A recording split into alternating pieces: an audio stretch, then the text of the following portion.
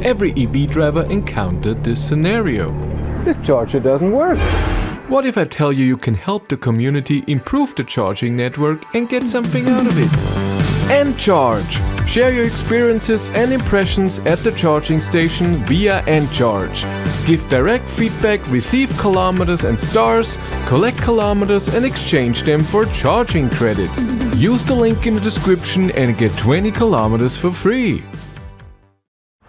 Hello everyone, it's time! This is the Cupra Born VZ, the most powerful Born that ever existed. It's the brother of the Volkswagen ID.3 GTX Performance, and today we're gonna accelerate the car a bit. This car has 20-inch winter tires on, 215, what was it, 45 R20, and yep.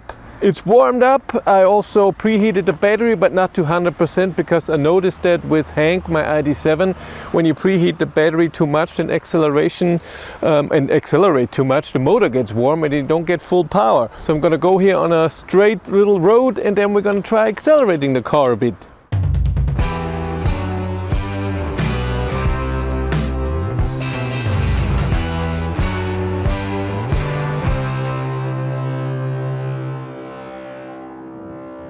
The Born VZ has only rear-wheel drive, 240 kilowatt, and it's the same motor that you get in an ID.4, 5, Cupra Tavascan and so on, the APP 550 motor that produces 210 kilowatt, but they beefed it up to 240. I don't even know exactly what horsepower it is, but over 300 horsepower. I put the number in here, I really don't know.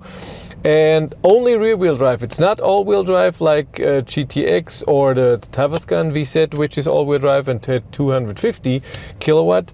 So it will be very interesting. We have a few drive modes we can choose. I can go in here and show you. We have range, comfort, performance and Cupra. And the range doesn't interest us. I'm guessing that comfort is just a less torque. Performance is even more torque, and Cupra is the full torque. That's what I'm expecting.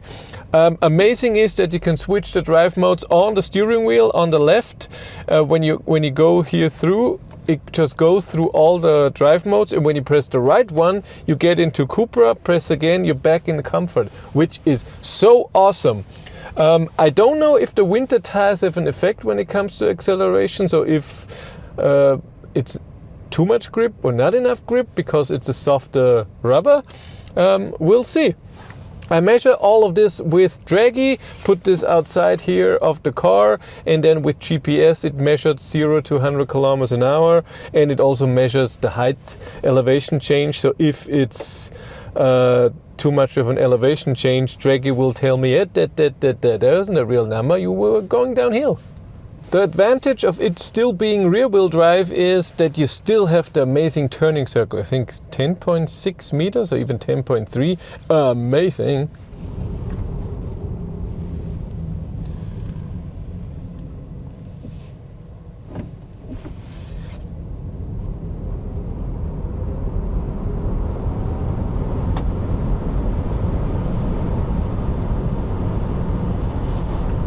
In comfort mode, I get 6.63 seconds. Good acceleration, doesn't push you in the seat extremely, but it feels okay. It's nice to overtake or to drive from at a stop sign or light or something. It feels good.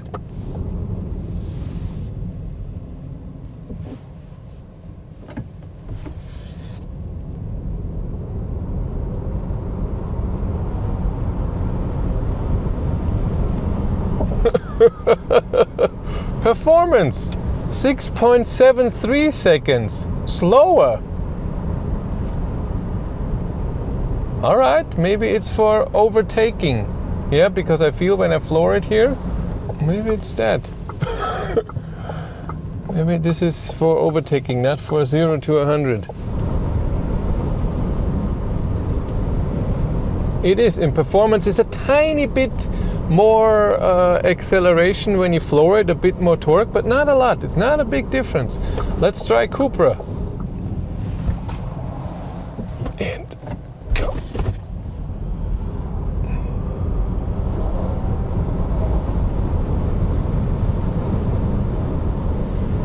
And in Cupra, 5.61 seconds. And I think 5.6 is the number that Cupra is giving for the acceleration, so I'm very happy. Whee! Ooh.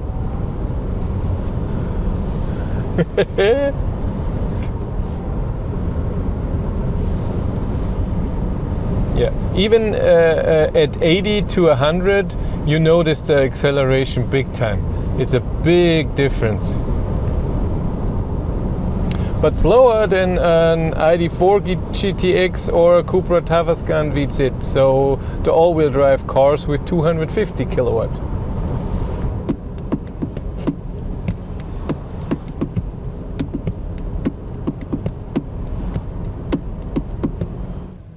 What's the battery now?